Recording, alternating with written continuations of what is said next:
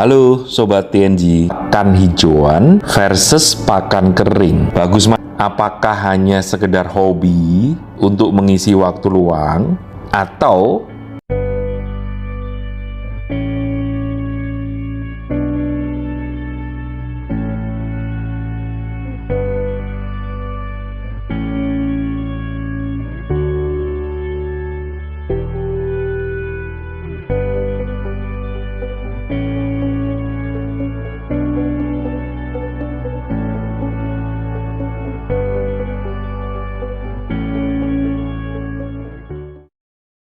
halo Sobat TNG, kembali bertemu dengan saya Eko Utomo, owner dari TNG Farm Klaten. Nah, pada kesempatan kali ini saya ingin berdiskusi membahas tentang sebuah topik yang sangat seru, sangat kontroversial, dan sering membuat perdebatan di antara para peternak.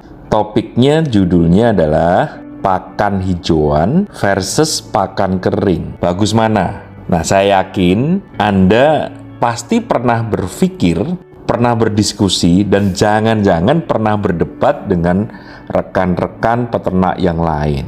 Bisa jadi Anda masuk di dalam salah satu kubunya. Apakah Anda masuk di dalam kubu pakan hijauan atau kubu pakan kering? Jadi sebenarnya di dalam beternak lebih bagus menggunakan pakan hijauan atau lebih bagus menggunakan pakan kering. Sobat TNG, sekarang saya ingin membawa kita semua ke dalam pemikiran dasar kita di dalam beternak. Jadi sebenarnya tujuan utama kita di dalam beternak itu apa? Apakah hanya sekedar hobi untuk mengisi waktu luang atau tujuan kita beternak adalah untuk berbisnis? Arti berbisnis adalah sebuah proses menghasilkan keuntungan. Keuntungan itu didapatkan dari pendapatan yang lebih tinggi dibandingkan dengan pengeluaran. Nah, sekarang saya mau berangkat dari sudut pandang kita beternak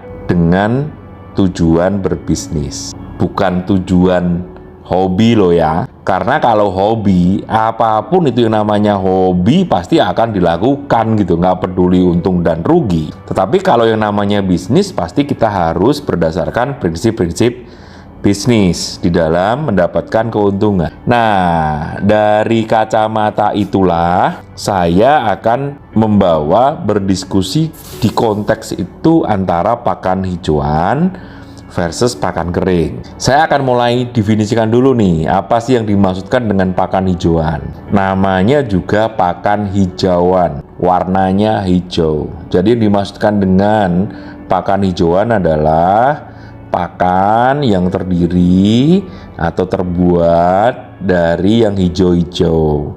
Misalnya rumput, misalnya ramban. Pokoknya bentuk-bentuk yang hijau yang kita ambil dari alam. Kalau silase bagaimana?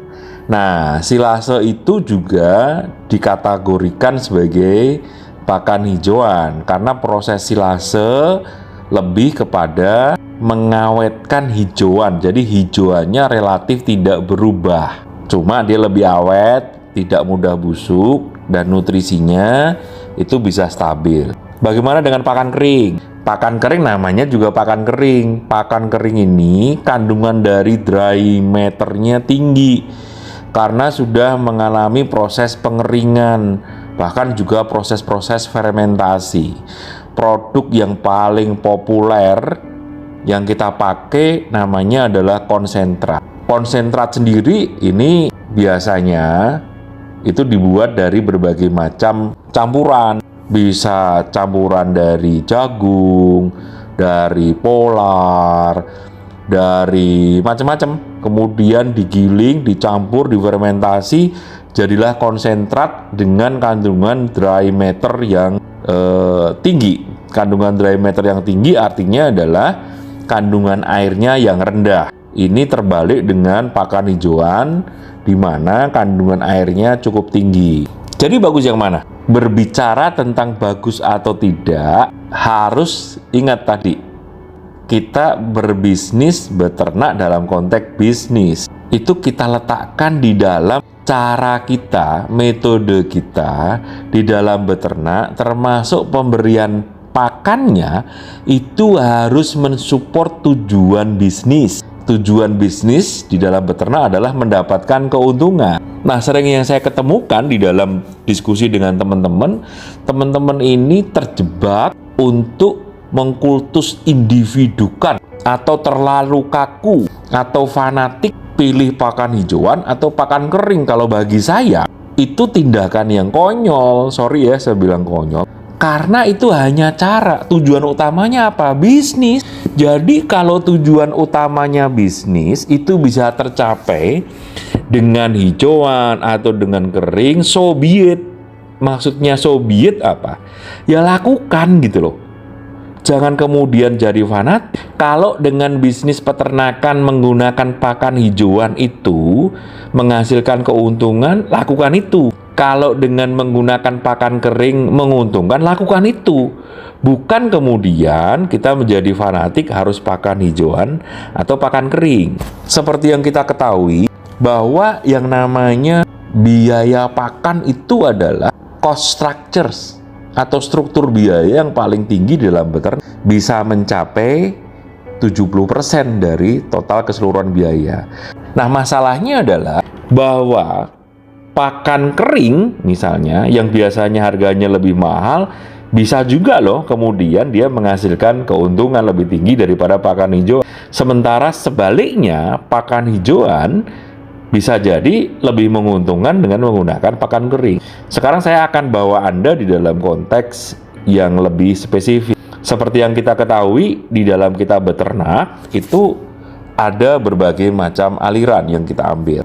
Misalnya aliran breeding atau pengembangbiakan. Nah, artinya kita beternak dengan metodologi mengembangbiakan, kawin antara babon dan pejantan, kemudian menghasilkan cempe-cempe, dan cempe-cempe ini baik di usia sapi, baik di usia darah, atau di usia dewasa kemudian kita jual. Atau bisa jadi kita masuk di aliran fattening.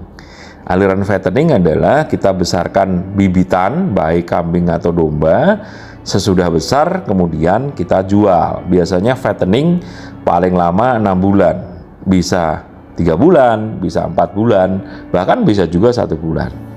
Kemudian juga ada aliran untuk kontes, jadi dipilih yang bagus secara visual, secara fisik, sesuai dengan kriteria-kriteria yang memenuhi kontes. Wah, ini harganya pasti mahal. Atau bisa juga kita trading. Trading itu adalah apa? Jual beli gitu. Nah, dari keseluruhan metodologi tadi tetap basisnya adalah mencari keuntungan. Namun metodologi itu seringkali mempengaruhi pakan mana yang cocok. Saya ulangi ya, pakan mana yang cocok. Misalnya, breeding adalah sebuah metodologi di dalam berbisnis yang jangka waktunya panjang. Kenapa panjang? Karena untuk bisa mendapatkan keuntungan kita harus pelihara dulu jantan dan betina, kita kawinkan. Bisa saja misalnya kita beli betina yang sudah bunting. Kita asumsikan butuh waktu 1-2 bulan untuk kawin dan bunting. Kemudian butuh waktu 5 bulan untuk buntingnya sendiri, sehingga sudah 6-7 bulan. Kemudian butuh waktu lahir disapih umur 3 bulan, total sudah berapa? Udah 9-10 bulan. Kemudian pada waktu dia sudah mulai masuk di usia 6 bulan, jadi berapa? 6 tambah 6, 12 bulan atau 1 tahun tuh. Baru kemudian bisa dijual. Sementara kalau fattening, kita bisa beli bibit, kemudian kita gemukkan dalam waktu sebulan, 2 bulan, 3 bulan, bahkan kalau dalam waktu 2 minggu sudah ada yang mau membeli dengan harga yang bagus, pantas, bisa saja kita lepas. Nah, konteks pemeliharaan metodologi bisa mempengaruhi.